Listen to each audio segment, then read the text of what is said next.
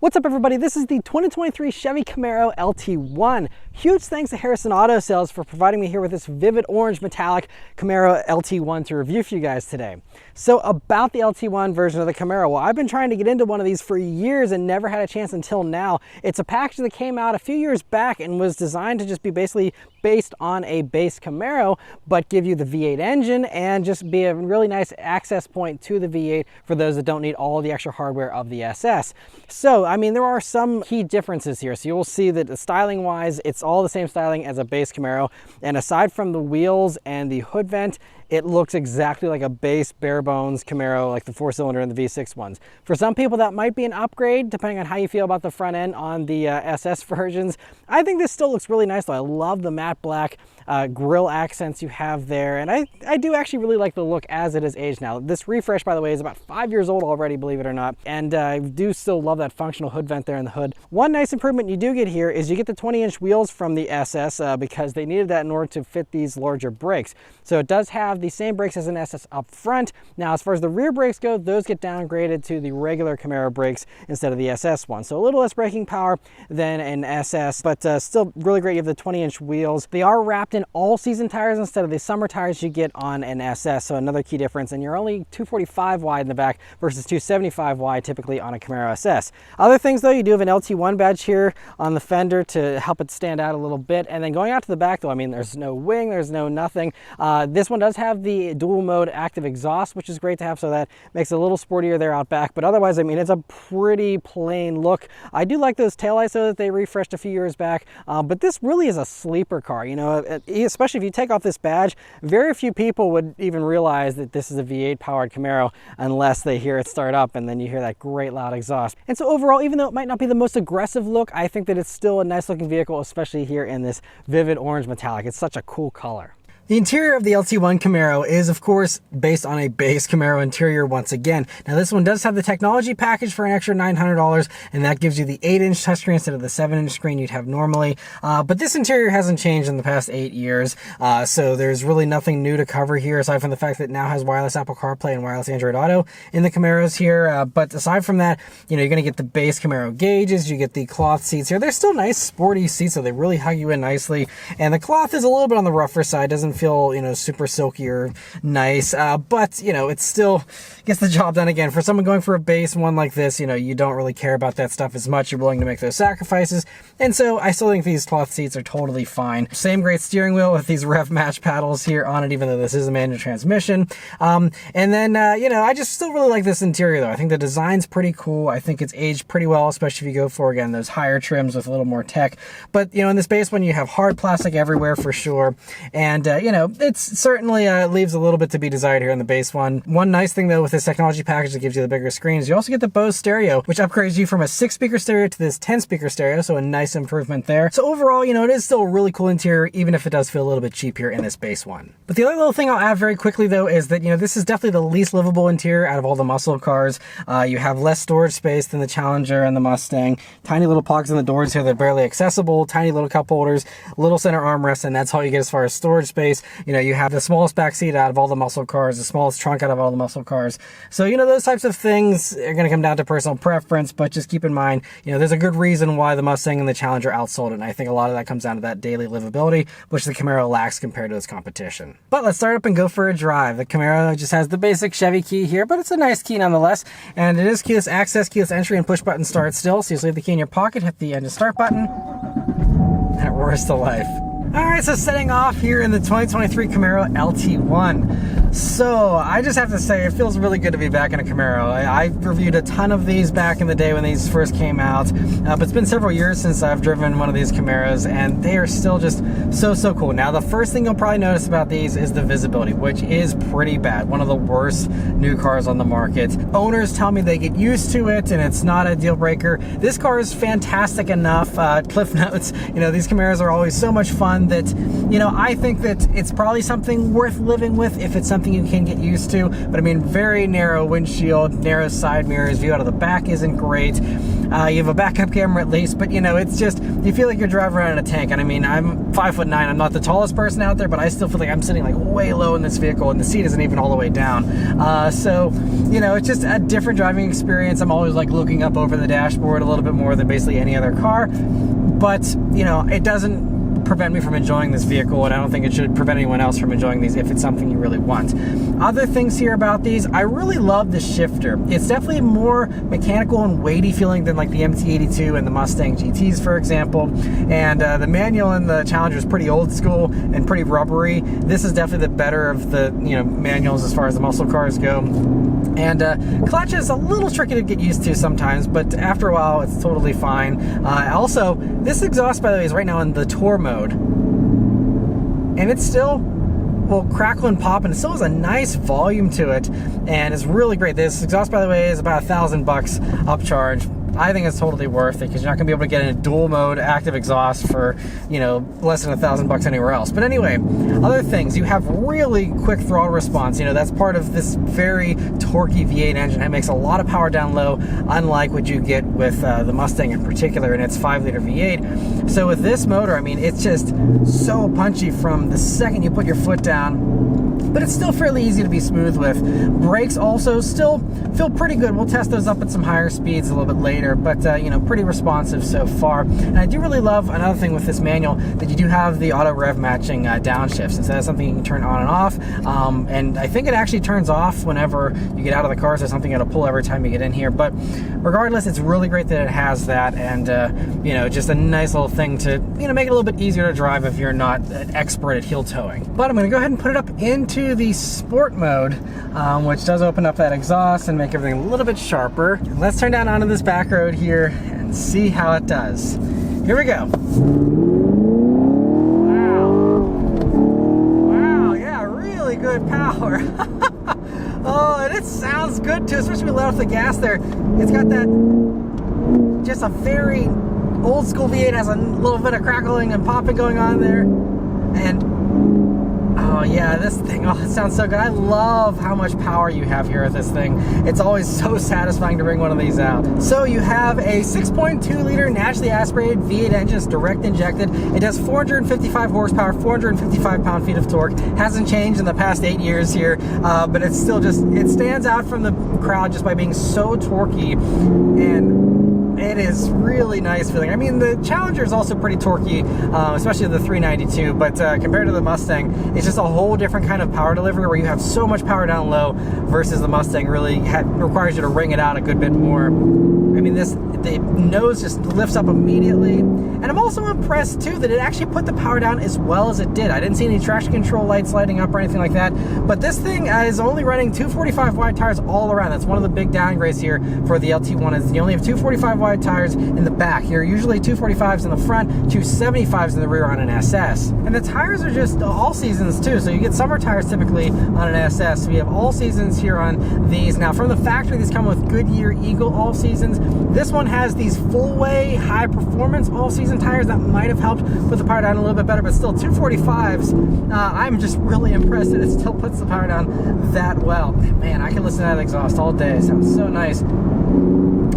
But yeah, you know, obviously it'd be very easy to, you know, swap some fatter tires onto the back still if you'd like to, but that was, you know, good cost saving thing. And that's something, you know, you go down to skinny tires all around on, you know, Mustangs and Challengers as well for their base ones. So, you know, totally fine. Now, as far as the braking, you know, again, it's been a while since I drove a Camaro, so I can just say though, these brakes don't feel overly powerful or anything, but they still feel sufficient, at least at reasonable speeds. If you're trying to do any kind of track driving, I'll tell you right now, just go for an SS, because in addition to the brake downgrade, I mean, they're still the same front Brembo brakes here. They're 6-piston front Brembos, but in the rear, you lose the Brembos and they go down to smaller non-Brembo brakes. So that's going to be something you're definitely going to miss whenever you're out on the track. So I would say certainly if you're doing track driving, just pay the extra money for an SS.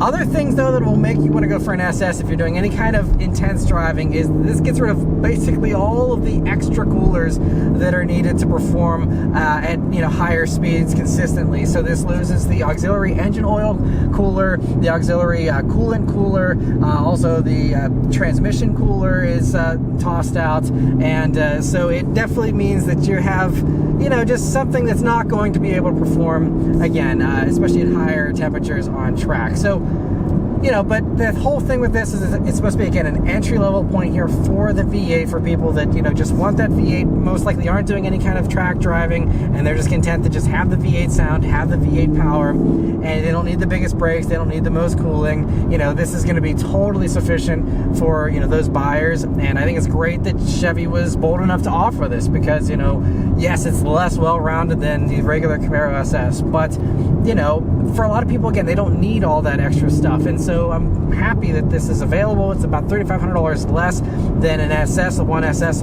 Camaro from 2023 here at least, and so just great that this is an option. And like I said, it still drives totally fine, and I'm not gonna do any track driving or anything, so I can't judge where the limits are for this cooling system without all that extra stuff.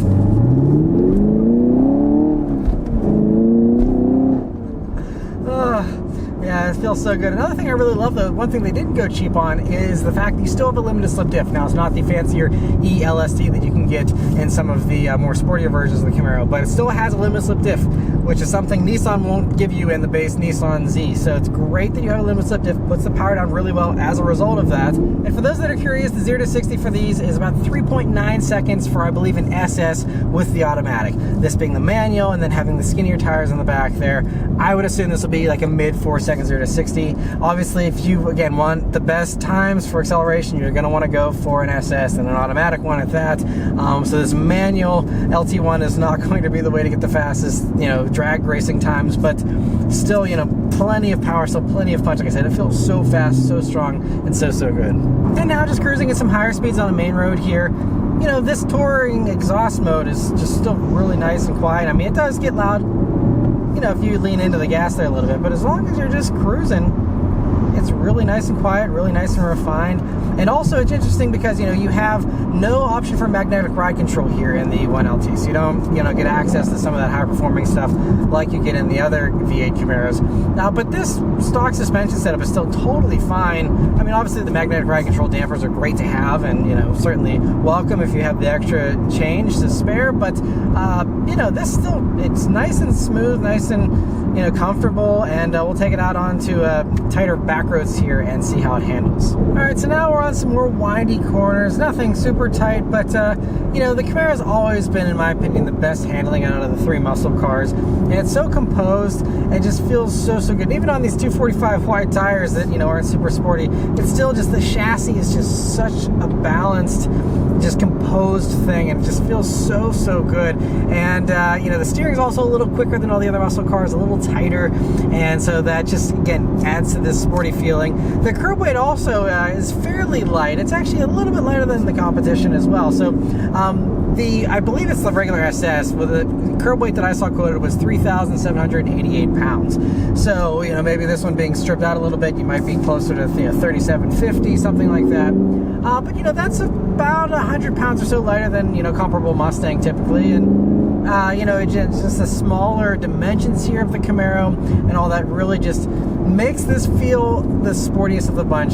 Yeah, for sure. I've always said the Camaro is the best driving out of the three muscle cars here, and I still stand by that statement. This is definitely, if you're looking for the best handling one out of the three, this is going to be the way to go for sure. We will see if the 2024 Mustang moves the ball forward at all, but that's still based on it's a revision of the current platform for the Mustang, so I'm not expecting any wild differences. So I really still think this is going to go down in history and go to its grave, sadly, being the best driving of the bunch, and it's really unfortunate. And so that's one of the last things to mention here is fuel economy, pricing, how it compares to its competition.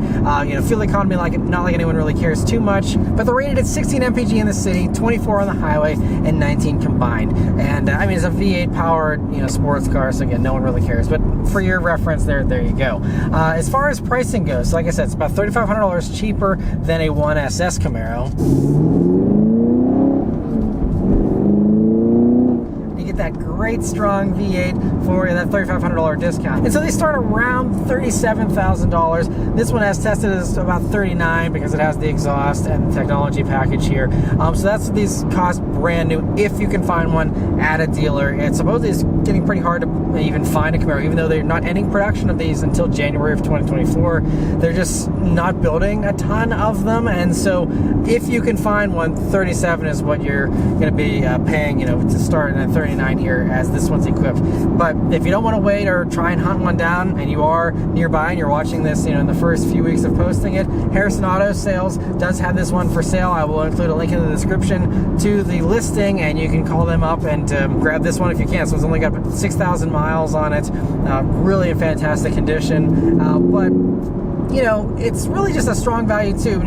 Whether you're talking new, used, whatever, compared to the Mustang, now with the 2024s, they've gone up in price. It's about $44,000 for a base Mustang GT, and that it's going to be comparable if you have like the active exhaust, which they charge like $1,200 for from Ford and stuff. $44,000 compared to the $39,000 here for this. So it's a $5,000 savings compared to the new Mustang, which obviously again has bigger screens, more tech, but that's still just a base model Mustang we're talking about as far as Mustang GTs. The Challenger, even for the much slower 375 horsepower RT, those start at $41,000, and I mean they're also going off into the sunset here after the 2023 model year, so that's not even going to really be a competitor anymore. But so this still undercuts all of those. And even when you look at like a base Nissan Z now with the new Z, that's 400 horsepower, so you're down 55 horsepower compared to this, and those still are going to end up costing you $41,000 with no limited slip rear diff in the back, and so you'll be doing one wheel peels in a 400 horsepower Z compared to this, putting the power down really well even with just the 245s.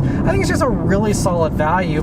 Always has been a really good value, especially on the lower end of the Camaros here. And unfortunately, like I said, will go down in history as a great value that just was, I think in my opinion, always underappreciated. I think, a lot of people they sat in this thing, and again, it just was so narrow with the windows and wasn't very livable. A lot of people didn't give the Camaro a chance, and that's why the Mustang and the Challenger have outsold it for years, for this entire generation, basically. And it's really a shame because it's such a good driving car, and the GM engineers did such a great job on the driving experience. They just, unfortunately, I think they needed to make it worse in some ways. They needed to make it, more soft, more comfortable, more livable, a little more, ordinary. And this is just a little too sporty, I think, for some people. And that's just, I think, one of the downfalls here of the Camaro, sadly. And so we will see what happens next. Chevy has said that this isn't the end of the Camaro story, but they are ending production of this generation in January of 2024. They are doing that 2024 model year, so this is a 2023, technically not the last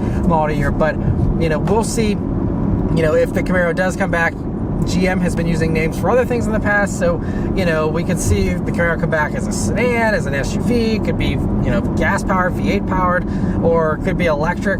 For all we know, we have no clue what the future holds for the Camaro, at least at the time we're filming this year and in the summer of 2023. So we will see. But for now, it's the end of the road for the Camaro. Once again, they had that production break there in the 2000s, and now we're back to that same kind of thing of history repeating itself. We will see if the Camaro is reborn as a better, faster, more awesome vehicle, or if it's consigned to the history books, at least as far as a two-door gas-powered pony car as we know it. So it's sad. This will probably be my last time ever driving one of these Camaros, at least as far as a review goes. But I've really enjoyed this whole generation. I mean, they're all fantastic. Whether you're talking about the 4-cylinder turbo, which was still really great, the V6s, which were still really great, the 1LEs, which were so sporty, the ZL1s with their fire-breathing supercharged V8 engine that was fantastic fun.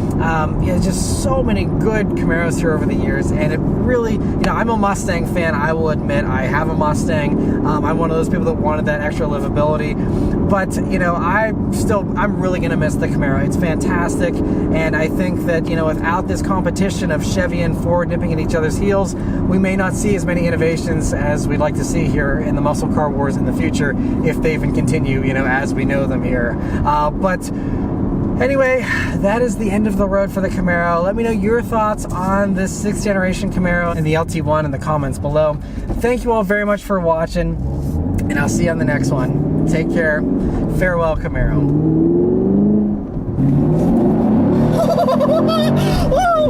Oh man, the back end's getting loose. That was fun.